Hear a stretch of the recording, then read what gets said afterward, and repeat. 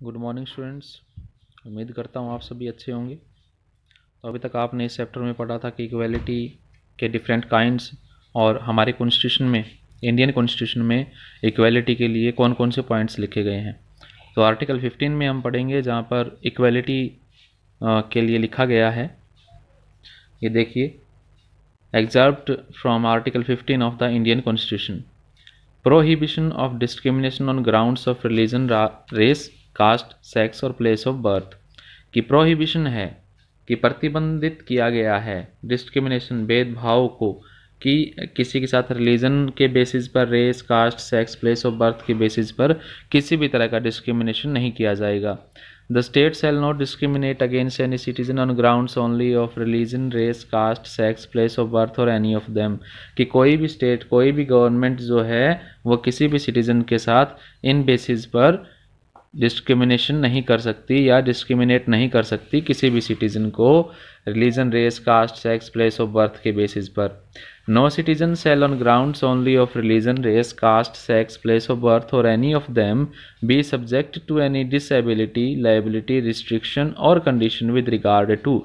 यानी कि किसी भी सिटीजन को नहीं रोका जा सकता है सिर्फ religion, race, caste, sex, place of birth और एनी ऑफ देम के आधार पर कि उसको डिसेबल करार दिया जाए या उसको ये कहा जाए कि उसके अंदर ये एबिलिटी नहीं है, उसको कोई लाइबिलिटी दी जाए या उसको रिस्ट्रिक्शन किसी तरह की दी जाए या उसके साथ किसी कोई कंडीशन लगाई जाए उसके ऊपर, इन बेसिस पर। किसके लिए? एक्सेस टू शॉप्स, कि किसी भी दुकान पर वो जा सकता है, उस पर कोई रिस्ट्रिक्शन नहीं होगी। पब्लिक रेस्टोरेंट्स में वो जा सकता है, hotels and places of public entertainment जो है वहाँ पर वो जा सकता है। कोई भी सिटीज़न, उनके ऊपर किसी तरह कोई रिस्ट्रिक्शन या डिसेबिलिटी उनके साथ नहीं हो सकती। और the use of wells, tanks, bathing ghats, roads and places of public resort maintained wholly और partly out of state funds और dedicated to the use of the general public. और जो चीज़ें जनरल पब्लिक के लिए बनाई गई हैं, यानी कि जिनको स्टेट फंड्स देता है, यानी कि गवर्नमेंट जो है उनको पैसा प्रोवाइड करता है, जैसे कि wells, tanks, bathing ghats, roads, places of public resort, तो इन सब के लिए यहाँ पर कोई भी सिटीज़न जा सकता है। किसी भी सिटीज़न को रोका नहीं जा सकता, किसी भी सिटीज़न को ये नहीं कहा जा सकता कि वो डिसेबल है यहाँ पर जाने से, या उसके ऊपर कोई कंडीशन लगाए या उसको किसी तरह की कोई रिस्ट्रिक्शन हो, ऐसा कुछ नहीं है। यानी कि ये सभी चीज़ें सभी के लिए ओपन है, यहाँ पर कोई भी जा सकता है, इनका यूज कोई भी कर सकता है। Challenge of democracy. अब बात करते हैं हम चैलेंज ऑफ डेमोक्रेसी की। लोकतंत्र में कौन कौन सी चैलेंज आते हैं, कौन कौन सी चैलेंजेस को फेस करना पड़ता है।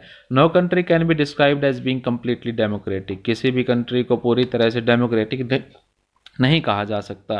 There are always communities and individuals trying to expand the idea of democracy and push for a greater recognition of equality on existing as well as new issues. और यहाँ पर हमेशा जो डेमोक्रेटिक कंट्रीज़ होते हैं वहाँ पर कुछ कम्युनिटीज़ और इंडिविजुअल्स होते हैं जो डेमोक्रेसी के आइडिया को एक्सपेंड करने की कोशिश करते हैं नए आइडियाज़ के साथ, नए इश्यूज़ के साथ। Central to this is the struggle for the recognition of all persons as equal and for their dignity to be maintained. In this book, you will read about how this issue of equality affects various aspects of our daily lives in democratic India. As you read these chapters, think about whether the equality of all persons and their being able to maintain their dignity is upheld. तो आगे हम पढ़ेंगे इस book के अंदर, इस chapters को पढ़ेंगे कि इक्वलिटी किस तरह से है इंडिया के अंदर और डिफरेंट कंट्रीज़ में, और किस तरह से इक्वलिटी को बढ़ाया जा सकता है एक डेमोक्रेटिक कंट्री के अंदर। ये था हमारा चैप्टर फर्स्ट जो कंप्लीट हो चुका है। उम्मीद करता हूँ आप सभी को अच्छे से समझ में आया होगा ये चैप्टर, और एक बार इसको रीड कीजिए अपनी बुक से ताकि हर एक कंसेप्ट आपको क्लियर हो।